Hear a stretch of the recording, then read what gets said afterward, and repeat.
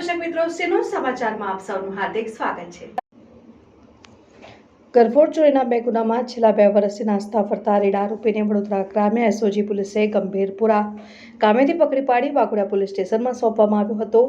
મળતી માહિતી અનુસાર વડોદરા ગ્રામ્ય એસઓજી પોલીસને બાતમીદારથી બાતમી હકીકત મળી હતી કે વાઘોડિયા તાલુકાના ગંભીરપુરા ગામે રહેતા હરિકૃષ્ણ ઉર્ફે પિન્ટુ જસભાઈ નાયક સામે 2 અલગ અલગ ગરફોડ ચોરીના ગુનાઓ નોંધાયા છે, જેમાં છેલ્લા 2 વર્ષથી નાસ્તો ફરતો રહે છે અને હાલ આરોપી ગંભીરપુરા પાસ ગામે આવેલ છે। જે અંગેની મળેલી બાતમીના આધારે વડોદરા ગ્રામ્ય એસઓજી પોલીસે ગંભીરપુરા ગામે પ્રાથમિક શાળા પાસે વોચ ગોઠવી આરોપી હરિકૃષ્ણ જસુભાઈ નાયકને પકડી કાયદેસરની કાર્યવાહી કરી વધુ તપાસ માટે વાઘોડિયા પોલીસ સ્ટેશનમાં સોંપવામાં આવ્યો હતો।